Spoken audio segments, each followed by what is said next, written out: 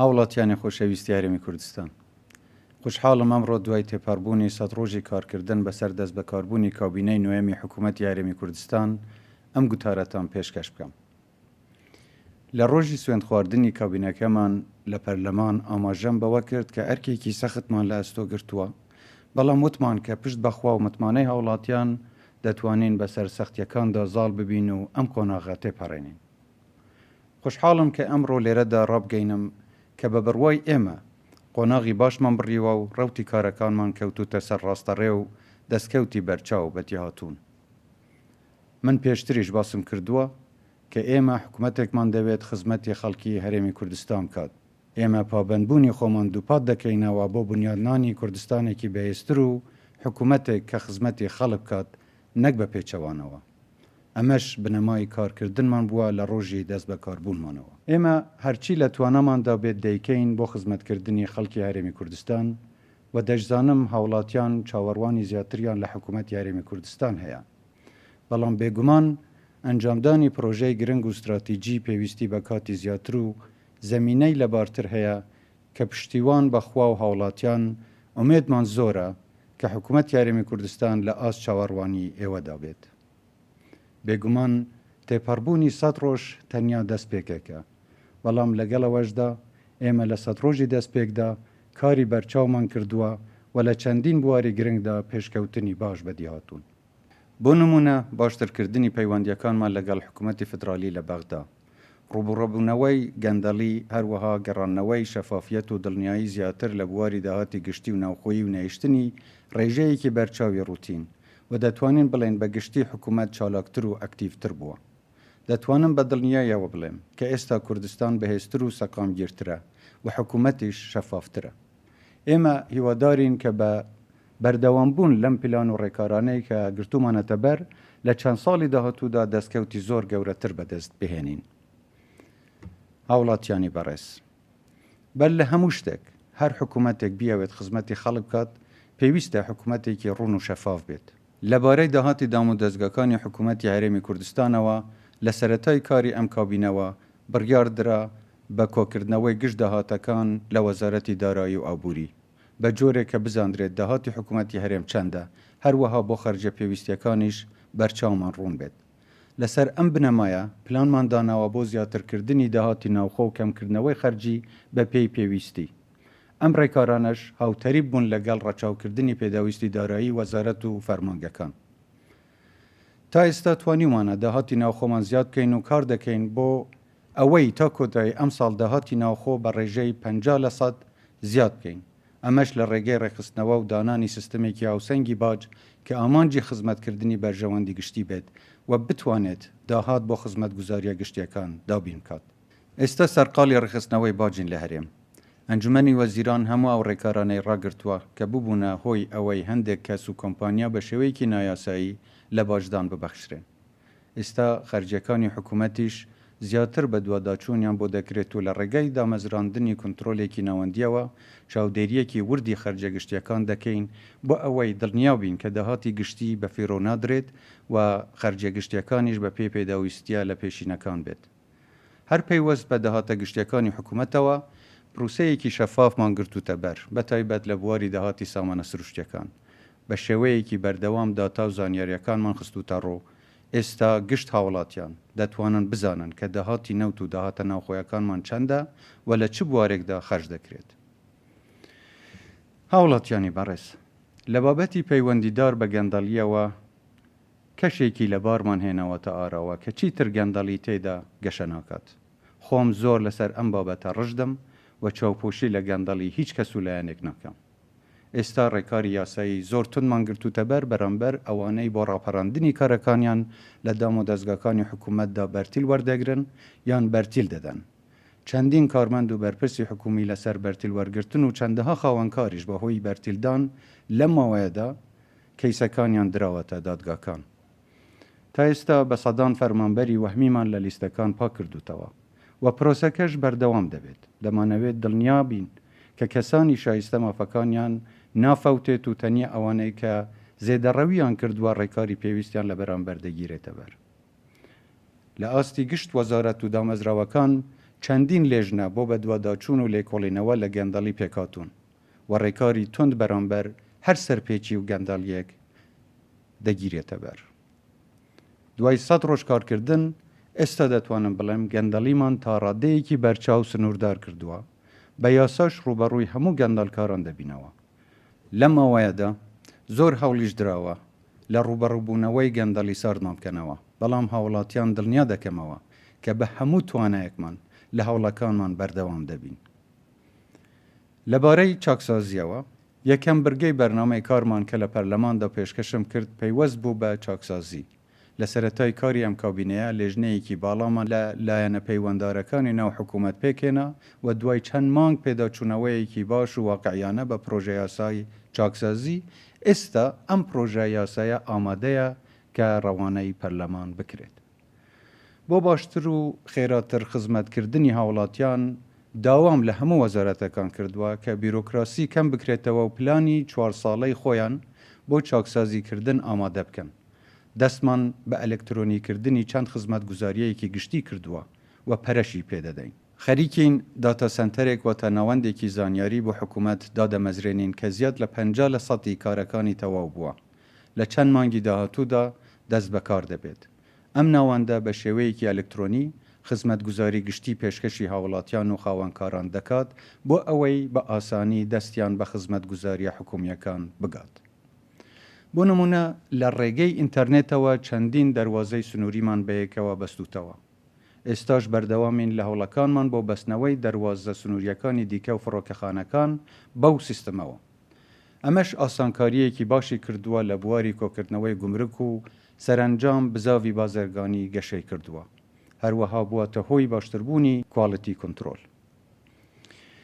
جیا لە بە ئەلکترۆنیکردن هەوڵمان داوە خزمەت گوزاریە سەرەکیەکان لە ناوەندی پارێزگاکان کۆنەکرێنەوە. بۆ نمونە لە جیاتی ئەوەی خەڵک بێت لە سنتەری شارەکان وەکو هەولێر و سلەیمانی پاسپۆرت دەربهێنن یان نوێ بکەنەوە، ئێستا چەند بنکەیەکی پاسپۆرت لە چەند شاروشکەیەکی کراونەتەوە و هی تریش دەکرێنەوە. بەم شێوەیە کات و سامانی هاوڵاتیان بە فیرۆ ناچیت و قەرەباڵغی و جەنجاڵی لە ناوەندە خزمەت گوزاریەکان کەم دەکرێتەوە. هەروەها لە بابەتی داوامکردنی فەرمانبەرانیش گۆڕانکاری ڕوویداوە و ئێستا فەرمانبەرانی حکوومەت باشتر لە جاران پابەندن بە کاتژمێرەکانی کارکردنیان و بەو جۆرەش ڕایکردنی مامەڵا و کاروباری هاوڵاتیان خێراتر و کاریگەرتر بووە. ئێستا کاردانەوەی باشی هاوڵاتیانمان پێدەگاتەوە کە نەمانی ڕوتین و خێرایی ڕایکردنی مامەڵەکانیان لە زۆر دام و دەستگادا جێگای خوشحاڵیان بووە. ئەمەش زیاترهانمان دەدات کە ئاستی خزمەت گوزاریەکان لە ڕووی کات و کواڵیتیەوە بەرزتر بکەینەوە، چونکە ڕەزامەندی و خوشحاڵی هاوڵاتیان ئامانجمان بووە. ئێستا لە پرۆسەی زۆر خزمەت گوزاری وەک پاسپۆرت، ساڵنامە و مۆڵەتی لێخوڕینی ئۆتۆمۆبیل و دادنووسی و کاروباری شارەوانیەکان خێرایی زیاتر بەدی دەکرێت. بە خستنەگەری خزمەت گوزاریە ئەلکترۆنیەکان ئەم خزمەت گوزاریانە خێراتر و ئاسانتریش دەبن. دەربارەی پەیوەندی لەگەڵ حکوومەتی فدرالی یەکێک لە ئەرکە لە پێشینەکانی کابینەی نوێمی حکوومەت یاریمی کوردستان بەهێزکردن و باشترکردنی پەیوەندیەکانمانە لەگەڵ حکوومەتی فدرالی لە بەغدا. لە دوای یەکەم کۆبوونەوەی ئەنجومەنی وەزیران سەردانی بەغدامان کرد بۆ ئەوەی نیازپاکیمان بۆ گەیشتن بە ڕێکەوتنێکی دادپەروەرانە لە چوارچێوەی دەستوردا بۆ بەغدا دووبارە بکەینەوە. باشترکردنی پەیوەندیەکانمان لەگەڵ بەغدا کاریگەریەکی ئەرێنی لە سەرژیانی ڕۆژانەی خەڵکی هەرێمی کوردستان دەبێت و لە بەرژەوەندی هەموو هاوڵاتیانی عێراقیشە. بەرژەوەندی هەرێمیش لەوەدایە کە دۆخی عێراق ئارام و جێگیر بێت. ئێمە ئامانجمان ئەوەیە ڕێکەوتنێکی هەمەلایانەی گشتگیر لەگەڵ حکوومەتی عێراق بکەین کە لە بەرژەوەندی هەموماندا بێت. لێرەدا خوشحاڵم کە ڕای بگەینم پێشکەوتنێکی باش لە گفتوگۆکانمان بەدی هاتووە و لەسەر 4 تەوەر دانوستانەکان بەردەوامن. یەکەم، دۆزینەوەی فۆرمولەیەک کە دادپەروەرانە بێت بۆ بابەتی بەشی هەرێمی کوردستان لە بودجێ عێراق. دوام، بە پێی دەستوری عێراق دەستهەڵات و مافەکانی هەرێمی کوردستان تایبەت بە پرسی نەوت و گاز پارێزراو بن. سێەم، کێشەی ناوچە دابڕێنراوەکان لە هەرێمی کوردستان بە پێی دەستور چارەسەر بکرێن. چوارەم، هێزی پێشمەرگی کوردستان بەشێک بێت لە سیستمی بەرگری عێراق و مافە دەستوریەکانی پارێزراو بێت. حکوومەتی فدرالی نیگەرانیەکانی ئێمەی وەرگرتووە و ئێستا بەیەکەوە گفتوگۆ لەسەر چارەسەریەکان دەکەین. بۆ نمونە بوو یەکەم جارە حکوومەت یاریمی کوردستان لە داڕشتنی ڕەشنووسی پرۆژەی بودجەی ساڵانەی عێراق دەکات و هەنگاوی باشمان لەگەڵ وەزارەتی دارایی عێراق بڕیوە بۆ جێگیرکردنی ماف و شایستەدارایەکانی هەرێمی کوردستان لە بودجەی 2020دا. ئێمە ئێستا بەشێکمان لە بودجە پێدەگات. نەوتی کەرکووکیش بە هاوبەشی هەناردە دەکەین. سیاسەتە گومریکیەکانیشمان هاوتا کردووە. بێگومان چارەسەرکردنی پرسی مافە دەستوریەکانی هەرێمی کوردستان لە بودجەی فدرالی زۆر یارمەتیمان دەدات بۆ ئەنجامدانی پرۆژەی زیاتر کە لە بەرژەوەندی هەرێمی کوردستان و تەواوی هاوڵاتیانی عێراق بێت. لێرەدا هاوڵاتیانی خۆشەویست دڵنیا دەکەینەوە کە هەموو هەوڵێکمان دەخەینەگەر تاکو بگەین بە ڕێکەوتنێکی دادپەروەرانە و موچە و شایستەدارایەکانیان بە شێوەی مانگانە بە تەواوی بگات و جارێکی دیکە موچەی هاوڵاتیان پاشەکەوت نەکرێت. لە بواری جۆرە و جۆردا پێشڤەچوونی باش لە پەیوەندیەکانمان لەگەڵ بەغدا بەدی هاتوون. بۆ نمونە ئێستا وەزارەتی نەوخۆی عێراق کار ئاسانی بۆ پێدانی ڤیزا بۆ هاتنی بیانیەکان بۆ هەرێمی کوردستان دەکات. ئەمەش وا دەکات و بەرهێنەرانی بیانی بە ئاسانی سەردانی هەرێمی کوردستان بکەن. ئێمەش ئاسانکاریمان کردووە بۆ ئەو هاوڵاتیانەی لە بەشەکانی دیکەی عێراق سەردانی هەرێم دەکەن و کارتی نیشینگە و ئەو پارەیەی بەرامبەری وەردەگیرە لا بردران و ئێستا تەنیا لە ڕووی ئەمنیەوە پێداچوونەوە بە ناوەکانیان دەکرێت و هەموو ئاسانکاریەک پێشکەشی ئەو هاوڵاتیانە دەکرێت تاکو لە هەرێمدا هەست بە ئاسوودەیی بکەن و لە دۆخی سەقامگیر و هێمندا کات بەسەر ببن. دەربارەی ڕاهێنان و چاکسازی لە پێشمەرگە ئامانجێکی هەرە لە پێشینی حکوومەتی هەرێم پاراستنی سنوورەکانی هەرێمی کوردستان و دابینکردنی ئاسایش و ئارامی هەرێمە. لێرەدا بە پێویستی دەزانم سپاسی پێشمەرگە قارەمانەکان و هێزەکانی پۆلیس و دامەزراوەکانی ئاسایش بکەم بۆ ئەو دۆخە ئارام و سەقامگیرەی لە هەرێمی کوردستان هەیە کە جێگەی سەرنج و ستایشی کۆمەڵگەی نێودەوڵەتیە. من خۆم شاهیدی قارەمانیەتی و ئازایەتی پێشمەرگەم کە چۆن لە سەنگەری پێشەوەی بەرگری لە خاکی هەرێمی کوردستان بوون. حکوومەتی هەرێمی کوردستان هەمیشە ڕێز لە قارەمانیەتی و قوربانیدانەکانی پێشمەرگە دەگرێت و هەموو هەوڵێک دەدات بۆ ئەوەی خزمەتێکی شایستە پێشکەش بە پێشمەرگە و کەسوکاری شەهیدە نەمرەکانمان بکرێت. وڵاتانی هاوپەیمان بەردەوامن لە ڕاهێنانی هێزی پێشمەرگە بۆ دابینکردنی کەلوپەلی پێویست بۆیان. لە ماوەی 100 ڕۆژی ڕابردوودا بە هاوکاری هێزەکانی هاوپەیمانان دەستمان بە پرۆسەی چاکسازی کردووە لە نێو یەکەکانی هێزی پێشمەرگە. لە نزیکەوە لەگەڵ سەرۆکایەتی هەرێم و جێگیری سەرۆک وەزیران و وەزیری پێشمەرگە لەسەر ئەم بابەتە کار دەکەین. لەبارەی پەرەپێدانی وەبەرهێنان خەریکی نیاسەیەکی نوێ وەبەرهێنان دادەڕێژین کە پرۆسەکە لە قۆناغی کۆتاییدایە. بەمەش زەمینە بۆ وەبەرهێنەران خۆشتر و ئاسانتر دەبێت. استراتیج و پلانێکی تایبەتمان بۆ وەبەرهێنان داڕشتووە کە لەمە دووە پرۆسەی وەبەرهێنان بە پێی پێداویستیەکانی هەرێمی کوردستان بێت. بۆ نمونە لە کاتێکدا کەرتی کشتتوکاڵ یەکێکە لە کەرتە هەرە گرنگەکان بەڵام پێشتر تەنیا 2% وەبەرهێنان لە هەرێمی کوردستان لەو کەرتەدا ئەنجام درراوە. پێویستە ئەنجامدانی پرۆژەکان لە چوارچێوەی یاسا و بە پێی ستاندارد و مەرجی دیاریکراو بن و هەر لایەنێک ئەو مەرجانە جێبەجێ نەکات مۆڵەتی کارکردنی لێ دەسەندرێتەوە. خەڵکێکی زۆر ئارەزویان هەیە بێنە هەرێمی کوردستان وەبەرهێنان بکەن. بۆیە ئێمە شاسانکاری پێویست بۆ هاتنی وەبەرهێنەرانی بیانی دەکەین و لە هەمان کاتیشدا هانی وەبەرهێنەرانی ناوخۆش دەدەین بۆ وەبەرهێنانی زیاتر. تا ئێستا چەندین کۆمپانیا و وەبەرهێنەری نوێ هاتوونەتە هەرێمی کوردستان کە کۆی وەبەرهێنانیان نزیک لە $9 ملیارد دەبێت لە گشت کەرتەکاندا.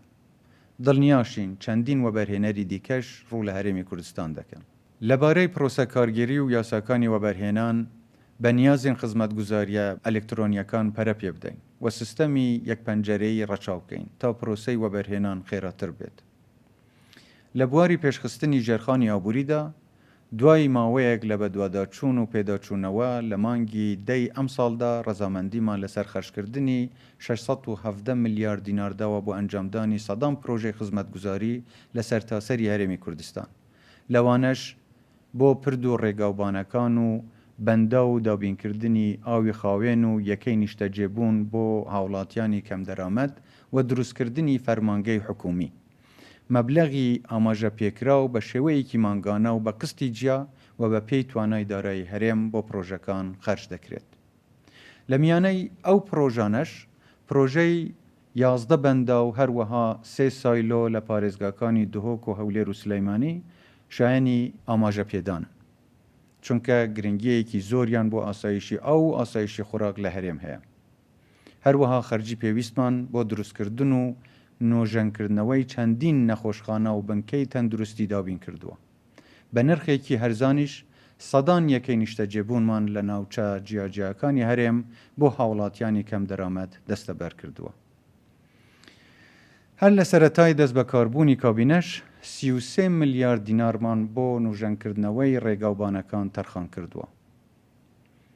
هاوڵاتیانی بەڕێز، هاوتەریب لەگەڵ ئەنجامدانی چاکسازی پێویستە کار لە گەشەپێدانی ئابووری هەرێمی کوردستانیش بکەین. ئابووری و دەهاتی ئێمە تا ئێستا بەشی زۆری بەندە بە دەهاتی نەوتەوە. بە شێوەیەکی زۆر پشت بە هەناردەکردنی نەوت بەسراوە و کەرتەکانی دیکە فەرامۆش کراون. بۆیە یەکێک لە کار و ئەرکی لە پێشینەمان هەمە جۆرکردنی ئابووری و سەرچاوەکانی داهاتە. ناوبێت چیتر تەنیا پشت بە یەک سەرچاوەی داهات ببەستین. دەمانەوێت لە هەرێمێکی بەکاربەرەوە ببین بە هەرێمێکی بەرهەمهێنەر.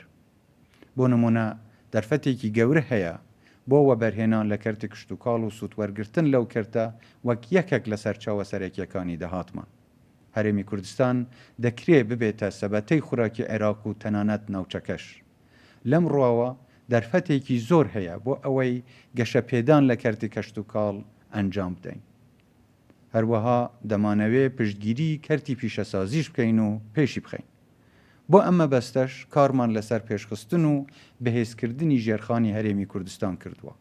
هەروەک ئاماژەمان پێدا لە دروستکردن و چاکردنی پرد و ڕێگاوبانەکان و بەندا و سایلۆ و دۆزینەوەی بازار بۆ بەرهەمەکانمان.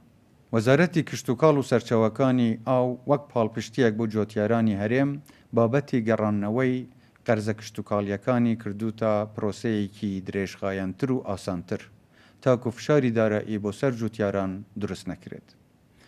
هەروەها پلانمان بۆ زیادکردنی بەرهەمی گەنم لە هەرێمی کوردستان هەیە. ڕێوشوێن و ڕێکاری پێویستمان گرتوتە بەر بۆ پاراستنی بەرهەمی ناوخۆیی. ئێمە کار دەکەین بۆ هێنانە ئارایی زەمینەیەکی لەباری ئەوتۆ کە بەرهەمە ناوخۆیەکانمان بتوانن کێبڕکێ لەگەڵ بەرهەمی بیانیدا بکەن.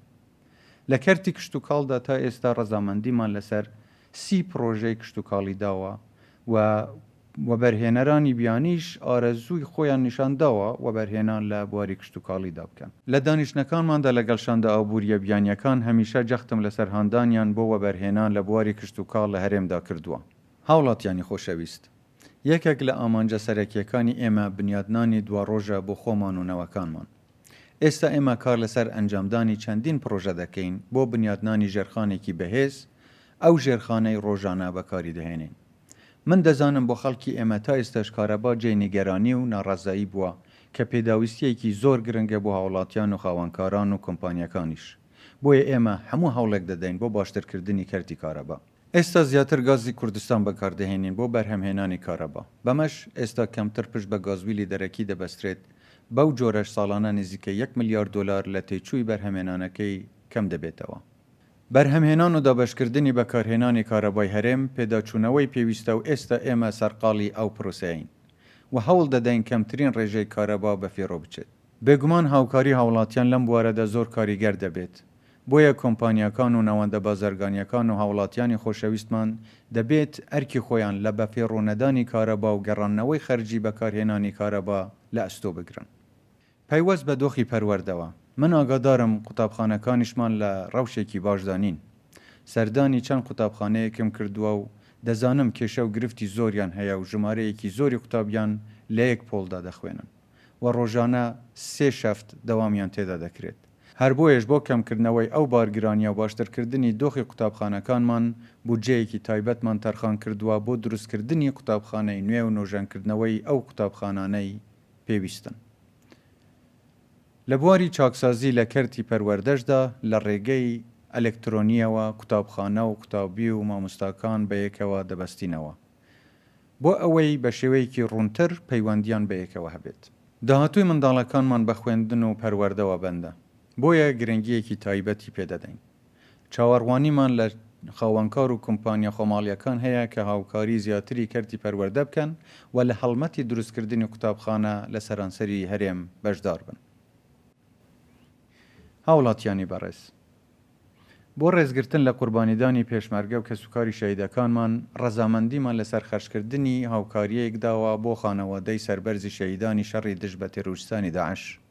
هەروەها بەردەوام دەبین لە پشتیوانیکردنی پێشمەرگە قارەمانەکان و هێزەکانی ئاسایش و خانەوادەی سەربەرزی شەهیدان و بریندارەکانمان. هەروەها بە پێی تواناش هاوکاری پێویست پێشکەشی ئەو کەسانە دەکەین کە خاوەن پێداویستی تایبەتن یان ئەوانەی شایستەی چاودێری کۆمەڵایەتین. حکوومەتی هەرێمی کوردستان ئێستا پشتیوانی دارایی پێشکەشی دەیان هەزار خاوەن پێداویستی تایبەت دەکات و لە دوهەنگاویشدا دوای پێداچوونەوە یارمەتی دارایی بۆ زیاتر لە 12,000 کەسی دیکە خاوەن پێداویستی تایبەت گەڕاندەوە و کاریش دەکەین بۆ ئەوەی ئەو یارمەتیە تەنیا خەڵکی شایستە لی سوودمەند بن. هاوڵاتیانی بەڕێز، هەرچەندە لە 100 ڕۆژی کارکردنماندا دەستکەوتی باش بەدەساتوون، بەڵام هێشتا کاری زۆرمان لە پێشە.